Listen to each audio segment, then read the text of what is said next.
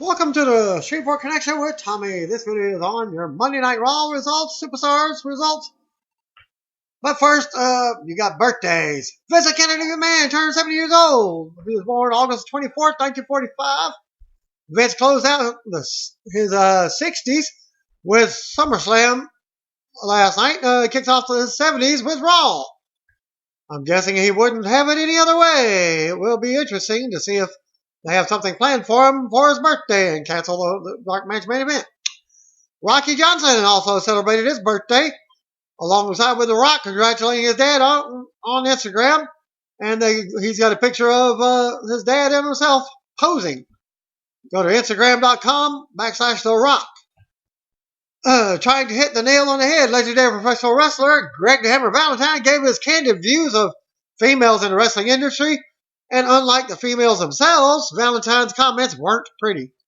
The 63-year-old WWE Hall of Famer appeared on the Phil Singer Games, The View podcast by Pro Wrestling Scoops, and interjected his views on women and their roles in wrestling midway through the podcast. Although he was honest with his views, Valentine's honesty has no love for what he called girl wrestling. As far as girl wrestling, I would send them all out to the strip bar and fire them. I'd fire every girl wrestler I ever saw. They don't draw any money. They have horrible matches. They're terrible. That's what I feel. That's the way I feel. These comments are sure to not only anger fans of women's wrestling, but the women who sacrifice their bodies for the entertainment of fans worldwide. It's not known if Valentine follows the current product or is aware of the current Divas Revolution, but his comments seem to ignore recent history. For starters, WWE had two women, Sasha Banks and Charlotte, main event at NXT live event in front of one of wrestling's most raucous crowds in Philadelphia. Not only did Banks and Charlotte main event, they drew rave reviews for their performances. As mentioned by Cage Side Seats, years before Banks and Charlotte were main eventing live events, former WWE Divas champion AJ Lee was considered to be the face of the Divas division. As the Give Divas a Chance movement was in full swing, Lee took to Twitter to confront one of her bosses, Stephanie McMahon, about the below average treatment of female portion of the roster receives despite their successes in being profitable and attracting television ratings. At Stephanie McMahon, your female wrestlers have record-selling merchandise and have starred in the highest-rated segment of the show several times. As AJ Brooks now, as she's going on Twitter, commented on February 25th, 2015. However, Valentine's comments did not end with him simply downplaying women in the wrestling industry. Claiming to love women, the former Intercontinental Champion elaborated on his ideal role for women in society. They take away jobs from men that need to support their families. They should be home washing dishes and cooking and pregnant and barefoot. I love women, but they got to realize their place. They're not supposed to be wrestlers. They're not supposed to be MMA fighters or boxers. It's bullcrap, as he said, but he said it in other few letters. Therefore, women such as Ronda Rousey, one of the most popular and dominant athletes in the world, have no place in sports, at least in Valentine's mind. While the possibility of Valentine trying to be a heel bad guy most of his career, much like his character, does exist, he did not sound like he was joking or working the interviewers.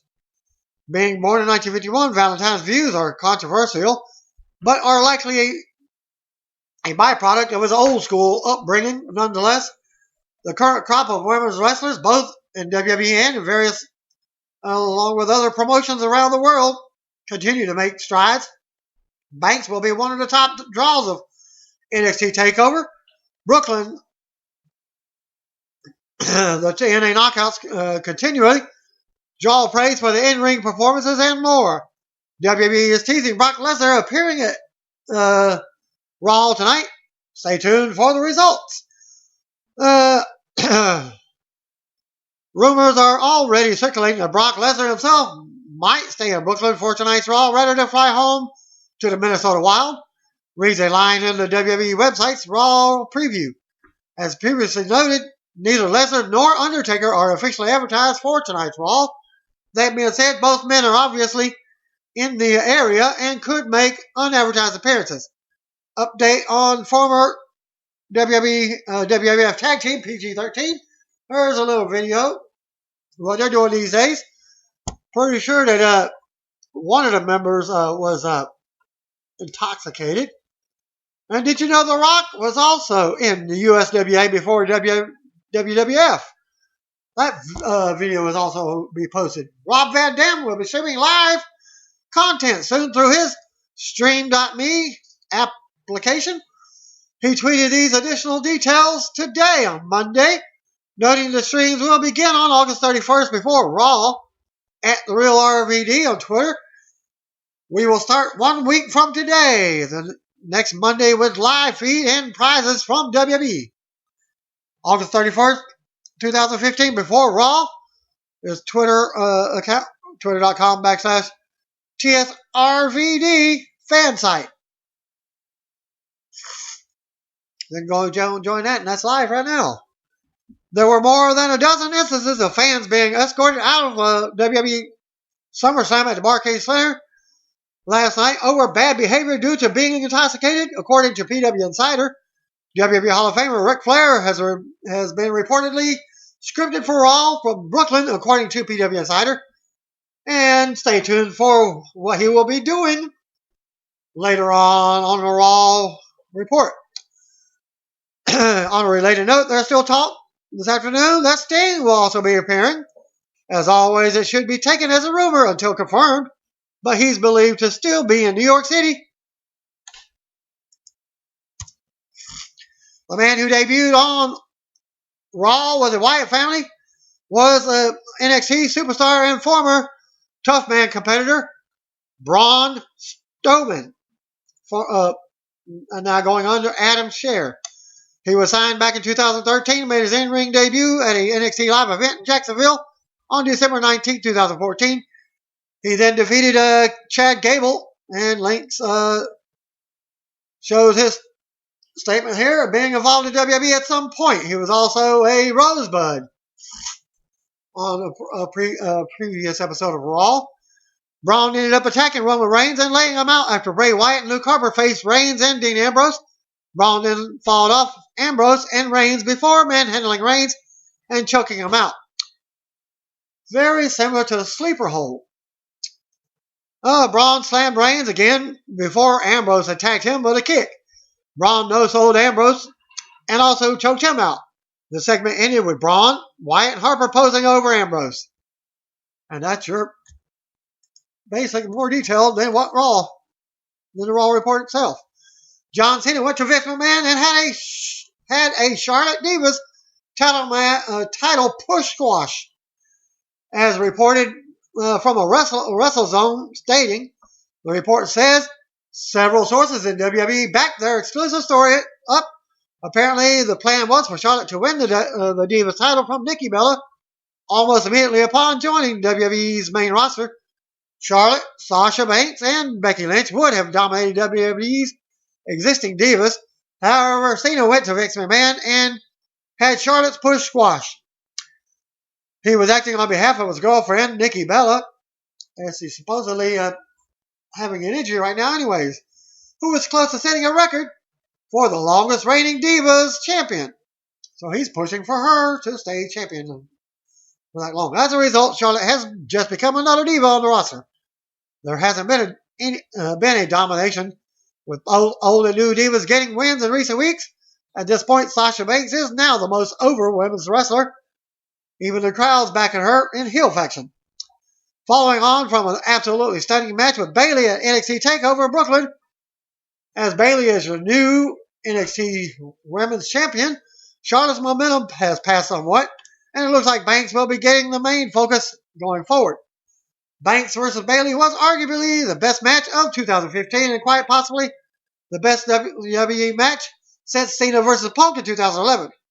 They were good. That Banks, with a particular, putting on a phenomenal showing she lost her NXT title, but now looks primed for a Divas title win at some point within the next year. It's generally accepted amongst fans of professional wrestling that Natalya Neidhart could do a lot more than WWE would let her do on TV when the member of the infamous Hart Wrestling Dynasty has been allowed to.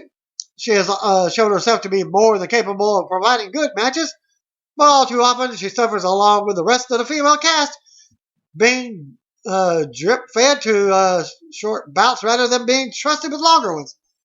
If it's true that Triple H and Stephanie McMahon are eager to make changes to how women are presented in the promotion, Natalya could be at forefront of such a movement. Everybody from Bret the Hitman Hart to even TNA announcer Mike Tenay has extolled the virtues of her ability inside the ring, which only made it all the more frustrating that WWE's writing team previously chose to cast her as someone unable to stop breathing, stop breaking wind. Nonetheless, Natalya has been able to somewhat escape these embarrassing scenarios. Remember her on-screen relationship with the Great Khali? And emerged unscathed, but it would be nice to see her featured in more actual wrestling matches on WWE TV. Not exactly the stereotypical WWE diva, the native of Calgary, Alberta, Canada, isn't exactly lacking in the looks department, making her an awesome combination of looks and talent. It'd just be nice to see that talent given more time. The timekeeper who rang the bell in the Brock Lesnar versus Undertaker SummerSlam main event last night was none other than Tugboat's son. Yes, Fred Ottman, Tugboat, Shockmaster. Well, his name was Berkeley Ottman, and I believe there's a video of Rich Brennan speaking to him from Monday, asking him. I'll post that. Ottman says he saw Taker tap out and honestly thought Lesnar was going to break Taker's arm. He admitted it wasn't his job to end the match and apologized to the WWE management and referee Charles Robinson. And this is on Facebook, not YouTube. Batista seemingly took a shot at WWE last night, according to from SummerSlam as well. A WWE creative parody account posted a tweet about Sheamus and Batista teaming up to form the new Legion of Doom. Batista replied that they would probably job to everyone after being slapped around by Stephanie McMahon, an apparent reference to Stephanie slapping Kane and Big Show during storylines with the Authority. And below his exchange on the Twitter exchange, WWE Creative Humor, at WWE Creative _ish, the fear that we'll team the Hawk Sheamus with the Animal at Dave Bautista to form a new Legion of Doom. Hashtag SummerSlam. Follow Dave Bautista at Dave Bautista and goes on to Creative at WWE Creative-ish. Then we'll just job to everyone, but only after at Stephanie McMahon comes out and slaps us around. Xavier Woods had a Twitter brawl with the real the Virgil. Yeah, remember Ted DiBiase's bodyguard, Virgil. Well, he had some harsh words. Congrats to my son, Xavier Woods, for getting the win, like his father, me, at SummerSlam tonight. And I'll show a link there. Twitter.com. And Xavier Woods replied, "No, I'm not your son. When I was 17, you told me I'd never make it because I'm black. Hashtag get off me. Hashtag subtweeting ass. Subtweeting ass." And I'll give the status of that link right as well. Several readers pointed out that The Undertaker seemingly collapsed after the SummerSlam pay-per-view. While Undertaker was headed to the back, he used the screen on the stage to help himself up and walk. Right as he got to the back, he fell to his knees again, then crawled for a second before getting back to his feet. It could just be a case of Taker selling, although it's odd that it happened right as he was almost backstage. I have reached out to WWE for more information, and we'll post an update as soon as I get it. We're sure stalling. And I'll post the links on that. 2 Twitter accounts. And a Facebook video as well. Well, the Facebook video came as he was arriving at the hotel after SummerSlam, and he was limping real heavy like with his right leg. And on with some more news. It appears Stardust attacking partner King Barrett on last night's Raw from Brooklyn was WWE's way of writing him off TV for the time being. Well, he's supposed to be starring in a new movie. It's worth noting that Barrett changed his Twitter name as well from Wade Barrett to his real name today, Stu Bennett. Barrett confirmed last week on Twitter that he will be filming WWE Studios action thriller Eliminators in September. He's currently on his way back to the UK as he wrote the following on his newly named Stu Bennett at Wade Barrett heading home. Not a moment too soon, he says. It's rumored that WWE has signed 33-year-old Japanese women's wrestler Kana, who was shown on screen at ringside with Ric Flair and Sergeant Slaughter during NXT TakeOver Brooklyn on Saturday night. The rumor started from Japanese wrestling news reporter Inahito, who recently had some news on Jushin Thunder Liger working NXT. He noted that WWE signed her a few weeks back. It was also said that she did not work the WWE tryouts at Sumo Hall this summer, but WWE did get a look at her beforehand. It should be noted that she normally spells her name Kana with one N, but WWE spelled it two N's at TakeOver, which could be a sign that she has signed. And going with a copyright. Okay. It's also worth noting that back in July, Kana, how you pronounce her name, announced that she was taking an indefinite hiatus from the ring as she wanted to try something new after wrestling for more than 10 years. She then dismissed rumors that she was pregnant and later made the appearance for WWE this weekend. Don Murphy and Joseph Gonzalez attended Monday Night Raw in Brooklyn, New York. Sent the following report for a Superstars taping. Zack Ryder defeated Heath Slater. Appeared Xavier Woods on commentary. Ryder won with Rough Rider in a 4-minute match. Los Matadors defeated the Ascension in a 7-minute match. Raw opens up with Triple H at the WWE headquarters in Stamford, taped earlier today, with WWE United States and World Heavyweight Champion Seth Rollins. Triple H gives him props for the win over John Cena at SummerSlam. He says Rollins is no longer the future, he's the man. Triple H says that it's time for Rollins to take his place besides greats like Bruno Sammartino. Tonight, Rollins will get his own statue. Rollins then says this is the greatest accomplishment of his career. He thanks Triple H from the bottom of his heart. They hug and we go to Raw opening video. We're live from the Barclays Center in Brooklyn as Michael Coleslaw welcomes us. He's joined by JBL, Baron Texan, Roman Reigns, and Dean Ambrose versus Bray Wyatt. And Luke Harper, the Wyatt family, will take place tonight as advertised. Also, Jon Stewart will address his actions from SummerSlam. We go to the ring. Out comes Brock Lesnar and Paul Heyman to a big pop. Lesnar and Heyman are pissed as they march to the ring. Fans chant Suplex City as they enter the ring. Heyman says he's pissed off. He's the pissed off advocate for the Beast of Barclays. Heyman asks what the hell happened here last night. He asks how we went from Lesnar forcing the Undertaker to tap out to a scenario where the history books show the Undertaker finally getting a win over Lesnar. Fans boo. Heyman goes on and shows us a replay saying the video does not lie. Heyman says Taker being immortal is a fairy tale and he got tapped out by Lesnar last night. Heyman says this was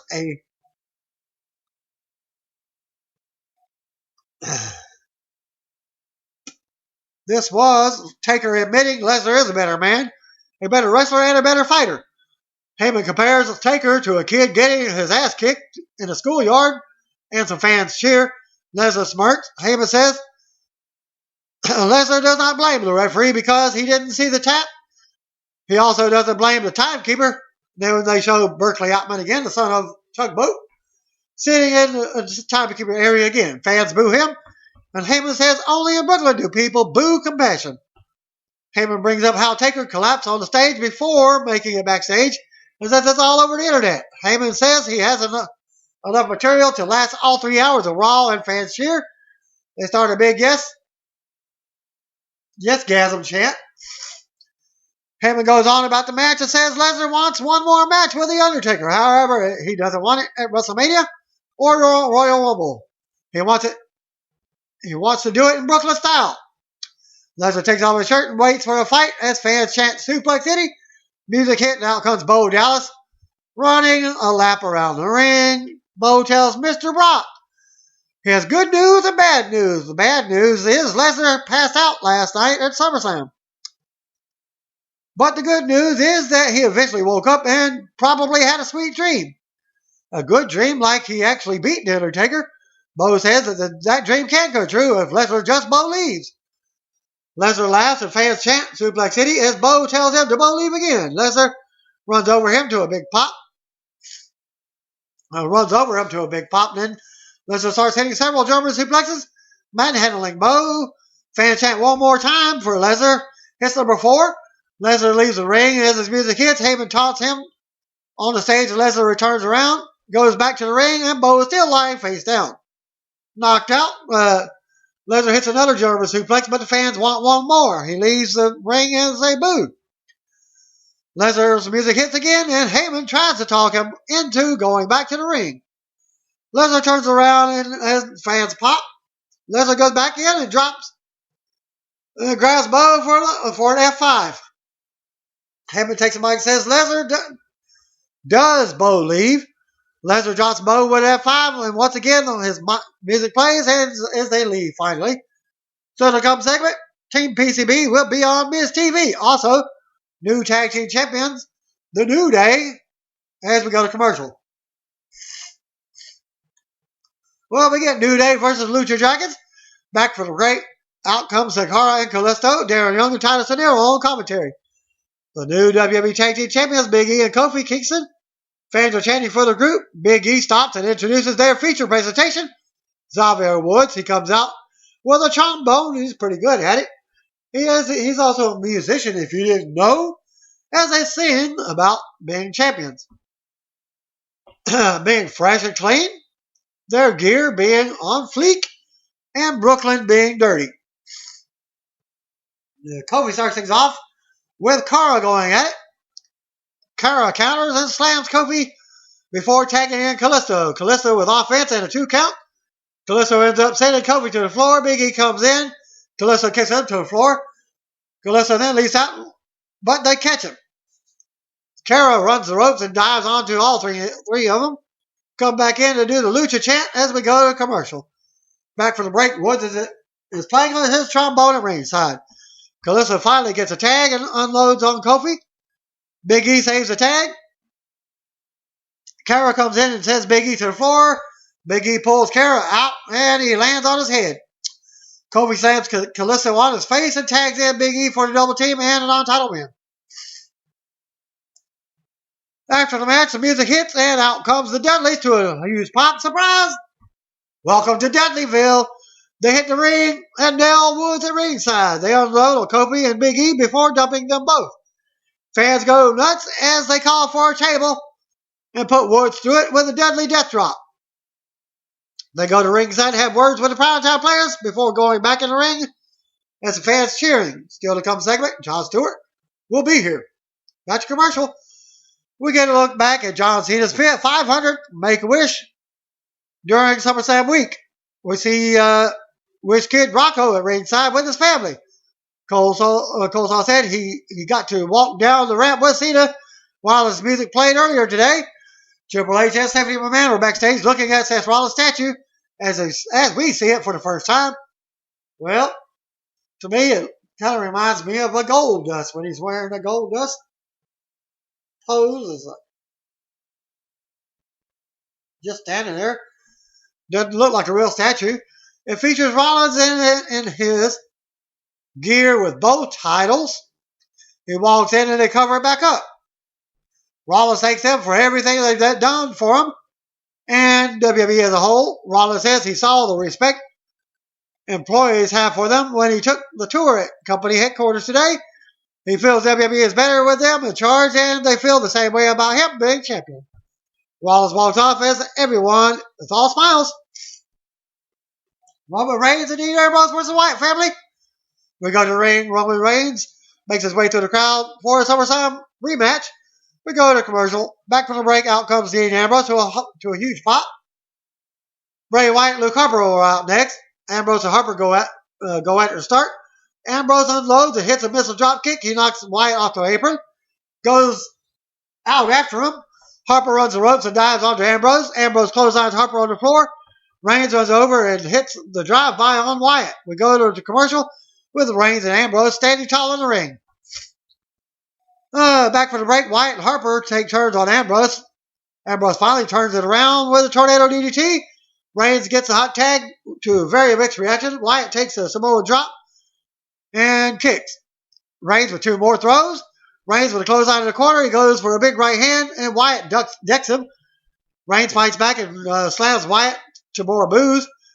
Reigns gets ready for a Superman punch, and the boos get louder. Wyatt blocks it. Reigns decks Harper off the apron. Wyatt slams Reigns for a 2 count as Ambrose comes in. Harper comes in and they close on each other. Ambrose ends up diving onto Wyatt and rolling him back in. Reigns with a jackhammer on Wyatt, dropping him hard on his head. Harper comes back in with a super kick for both men. JBL calls it a super kick party. The end comes and Reigns blocks Sister Abigail and hits the Superman punch. Ambrose dives onto Harper. The match ends when the lights go out and a man appears on the apron in a mask. He removes the mask and it's NXT superstar and former tough man Braun Strowman. He lays out Reigns and then fights off both Reigns and Ambrose. He then manhandles Reigns and chokes him out.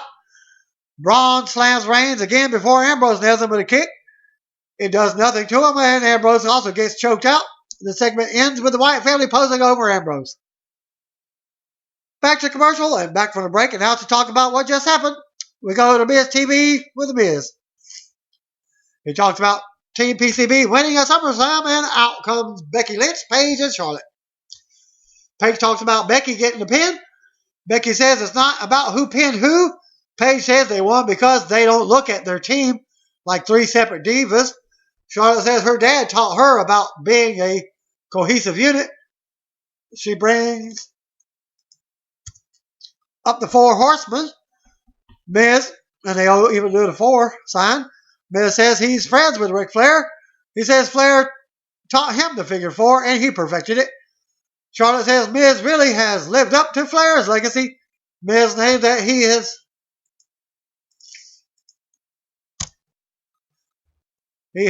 done. It says he has surpassed Flair's legacy. Miz tried to encourage competition between Team PCB, but they're not having it. They're open to any challenge. And out comes Team Bella with Brie and Alicia Fox. And, of course, the Divas champion, Nikki Bella. Nikki says as long as she's champion, Team Bella will be the dominant team. Brie talks as they walk to the ring, and we get a "We Want Sasha" chant. They enter the ring, and Alicia has words with Becky. Nikki says nobody has to prove anything to anyone, and wins or losses don't matter. She talks about becoming the longest reigning Divas champion in just 22 days. She says they can keep their SummerSlam win because all that matters is the title. Both teams argue as Miz starts yelling at them to shut up. Now he does it. When I say quiet, you shut your mouth. Miz starts insulting them as they wrestle like a bunch of girls. Team PCB backs Miz up against the ropes and start kicking his ass. Well, the ass-kicking chant starts from the crowd. Team Bella attack Team PCB from behind as the fans move. Miz retreats as Team Bella clears the ring. Fan chant for Sasha Banks as we go to commercial. Back from the break. Match is already in progress. Charlotte works over Brie until Nikki comes in. Nikki mushes her and Charlotte fires back. Paige tags in and hits Nikki with a bunch of knees on the apron. Paige gets a kick and a 2 count. Becky comes in and works on Nikki's arm. Nikki turns it around on Becky, but gets rolled up for a 2 count. More back and forth action. Between the two, Becky continues to work on the arm. Charlotte comes in and takes Nikki down by her arm. Paige comes back in, but Nikki ends up hitting the spine buster. They still keep Nikki from tagging and make more tags. Charlotte and Becky double team Nikki. Alicia and Brie run in, but get taken out by Charlotte and Becky. Charlotte leaps out onto Team Bella as we go to commercial. Back from the break, we get Nikki is in control of Charlotte. They end up on the floor and they come back in.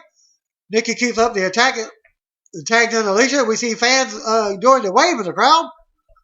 Paige finally gets a tag and unloads on Alicia. They go at it. It's fans chant, "We are awesome," or "We want Sasha again."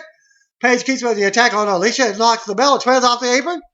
She goes for the PTL on Alicia and locks it in. But Bree kicks her. Becky runs in for Bree, gets slammed on her face. Bree kicks Charlotte to the floor. Nikki runs in with a huge forearm on Paige. While the referee was distracted, Alicia took advantage, hits the scissors axe kick gets the win. And then they go to replay. The Team Bella celebrates, and then they make their exit. Still to come segment, Kevin Owens, Rusev, Big Show, and Sheamus versus Ryback, Cesaro, Dolph Ziggler, and Randy Orton by the commercial. Stardust versus Neville was up next. Back from the break, out comes Stardust and King Barrett. Stardust ends up attacking Barrett and laying him out. Stardust waits in the corner. Out comes Neville. They go at it. Neville drops him and goes for the red arrow, but Stardust scrambles out of the ring and retreats. Neville looks on for the corner as his music hits, and he wins by countout. We get a look back at Seth Rollins' big win at SummerSlam. Jon Stewart backstage walking as we go to commercial. Back for the break, we get Jon Stewart coming out to a mixed reaction from the crowd. He receives a thank you chant from the crowd. Yes, they're cheering him because it's pro Cena tonight. Nobody likes Cena. He turned on Cena because he could not let Cena tie Ric Flair with 16 world title reigns was his excuse. Not on his watch, Stewart says to him. The champ is Flair. The music hits. Out comes Ric Flair to a big pop. Flair struts down the ramp as they do, mocking each other. Flair hits the ring and dances around. He appreciates what Stewart did, but he was rooting for Cena last night as the fans boo Flair. Flair says the record will be broken sooner or later, but he wants it to be by someone he respects. Fans boo some more as Flair says he doesn't. They don't have to like it, but it's coming from the best thing going. Stewart is full of woos as he says God is here tonight. They go on and Flair says Stewart has messed everything up. Music hit. Out comes John Cena. As the fans sing their mixed reactions version of his theme song. Cena thanks fans for the doing a chance, but says it's time for business. He and Stewart need to talk. Stewart asks about what? The Cena sucks chant starts again. Cena says what Stewart did is fine. He's peaceful with what's with Stewart not wanting him to tie Flair's record, but Rollins is still WWE World Champion and is now the U.S. Champion. Stewart says he didn't think it through. Cena talks about how he's defended the U.S. title and made it mean something. Cena calls Stewart dumb. He stops himself. Stewart says Cena seems upset and makes a joke. Cena yells that it is not a comedy show. Cena says Stewart has punchlines, but he has punchlines of his own. Stewart says it was a beautiful match last night, and he respects Cena for being a fighting champion, but he's been a fan for years, and as good as Cena is, he couldn't see Cena tying Ric Flair's record against Rollins. Stewart apologizes again for not seeing it through, but that's what happened. Stewart tries to put some positive spin on the situation and says now Cena can win the title back. Cena understands Stewart did what he had to do and knows Stewart will understand what Cena's about to do the same. Cena nails Stewart with an attitude adjustment to a mixed reaction. I like the comment that Cena said, I want you to draw a line so I can punch you. Yeah, that's my punchline. You get it? Draw a line, I'm going to punch you. Flair looks out over Stewart and smiles. Cena quickly makes his exit as Flair and the trainer check on Stewart. And we see Stewart slowly getting to his feet and helped out of the ring by several WWE referees and a trainer. Still doesn't come segment again. Rollins will get his own statue unveiled. Also, the big 8-man tag match main event, looks like. Back to commercial, back from the break. Renee Young catches up with Cena backstage. He says we needed to have a talk with Stewart and is going to have one later with Rollins. Ryback, Randy Orton, Dolph Ziggler, and Cesaro versus Kevin Owens, Sheamus, Big Show, and Rusev was up next. Dolph Ziggler and Lana were out first, followed by Cesaro. Intercontinental Champion Ryback was out next, followed by Randy Orton. Rusev and Summer Rae were out first for their team. Kevin Owens is out next, followed by Big Show and then Sheamus. Ryback and Rusev start the match off. Ryback gets an early fast press and some man handling on Rusev. Cesaro tags in and catches Rusev in midair with a big slam for a 2 count. Ziggler tags in and drop kicks Rusev while Cesaro holds him. Rusev blocks an EDT and ducks a super kick, rolling to the floor to regroup. Ryback runs around and runs over Rusev with a shoulder block. Fans chant "Feed me more" as both teams argue at ringside. We go to commercial. Back from the break, Ziggler is fighting off Big Show. Show throws him to the corner. Ziggler goes to the top, but Show chops him out of the air. Show yells at the fans for the retire chants and chops Ziggler in the corner. Show with another big slam. Ziggler fights back, but Show runs him over again. Show keeps yelling about he's a giant. Owens tags in to a pop and he unloaded on Ziggler. Owens drops Ziggler over the top rope and splashes him for a 2 count. Owens gets more offense until Sheamus comes in. Sheamus keeps control of Ziggler and stops him from tagging with the Irish Curse backbreaker. Sheamus stands tall as we go to commercial. Back from the break, Ziggler fights off a choke slam and nails a big DDT on Show. Rusev tags in and stops Ziggler from tagging. Lana tackles Summer at ringside as they brawl as fans cheer for Lana. While Rusev is distracted, leading to a Ziggler hitting the Famouser, Owens tags in, but Ziggler still tags. Cesaro tags in and unloads on Owens. Cesaro with the running uppercuts in the corners.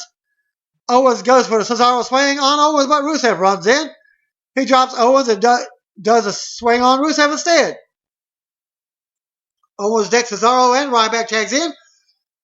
He trades big blows with Owens, and Owens sends Ryback into the turnbuckle. He goes for a cannonball, but Ryback catches him with a spine buster. Ryback nails a meat hook clothesline on Owens and goes for a shell shock, but Owens slides out and pushes him into Show. Show pushes back, and Owens rolls up Ryback for a 2 count. They both collide with clotheslines to go down. Orton and Sheamus come in, and they go at it. Orton with a power slam and a second rope draping DDT. Orton drop kicks Show on the apron, but turns around to Sheamus, going for a slam. Show accidentally hits the knockout punch on Sheamus while going for Orton. Orton nails the RKO on Sheamus for the win. After the match, baby faces watch as Rusev comes in to yell at Show. Owens also has something to say. Show tells them to calm down before shoving them both to the mat. Owens comes back, but Show grabs his throat. Rusev kicks Show for the save. Owens sends him to the corner. Rusev whips Owens' cannonball into Show into the corner as they leave. The babyface come in and surround Show now. Ziggler nails a super kick. Ryback and Cesaro press Show up and drop him into an RKO from Orton. They post to Orton's music as they go to replays. We get a look back at Lesnar and the Undertaker feud as at SummerSlam. Coleslaw calls them both future Hall of Famers still to come. Rollins gets his statue. Back to commercial. Luke Harper and Bray Wyatt backstage in their usual setting. Wyatt says the world witnessed Roman Reigns' moment of glory at SummerSlam, and he hopes Reigns cherished it before it's all over. Wyatt says, we witnessed her greatest gift tonight. He introduces Braun Strowman. He says he is Sister Abigail's black sheep. Stephanie and Triple H approach John Cena backstage. She calls him a sore loser for what he did to Stewart.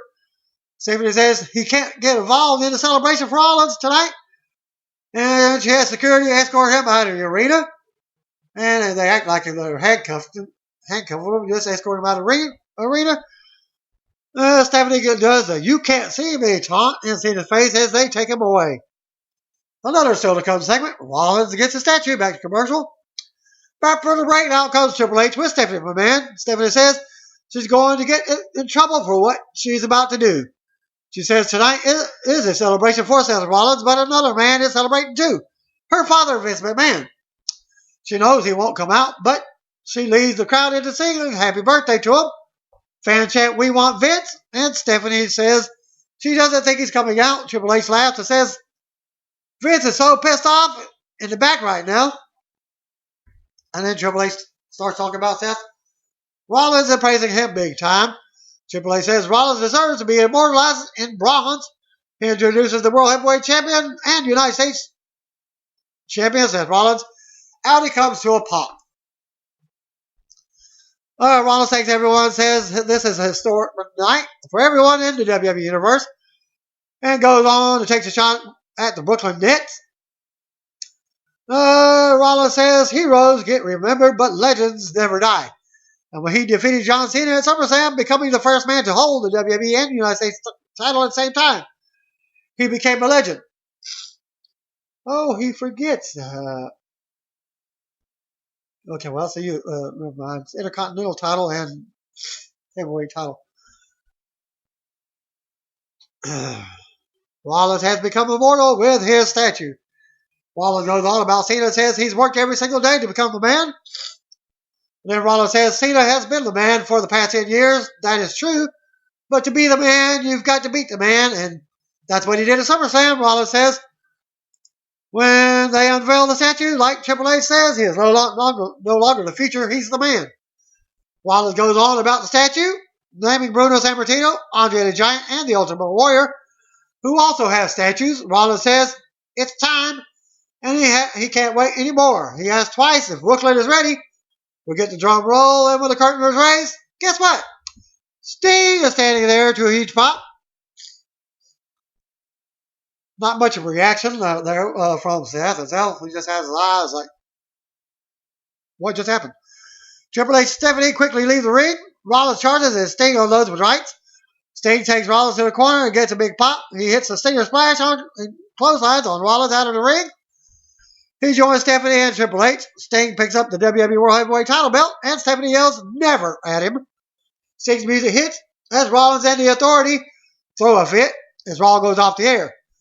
Well, after that happened on the network, Renee Young spoke with Seth Rollins, Triple H, and Stephanie on the network.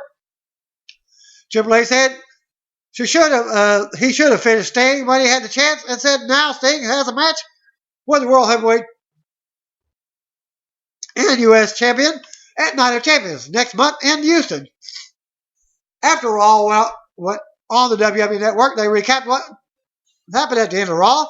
Michael Coleslaw talked about what happened at the end of Raw when Sting appeared in place of Seth Rollins' statue. Byron talked about the reaction to Sting returning to the WWE. Michael also mentions that the return of the Dudleys and what happened with Jon Stewart.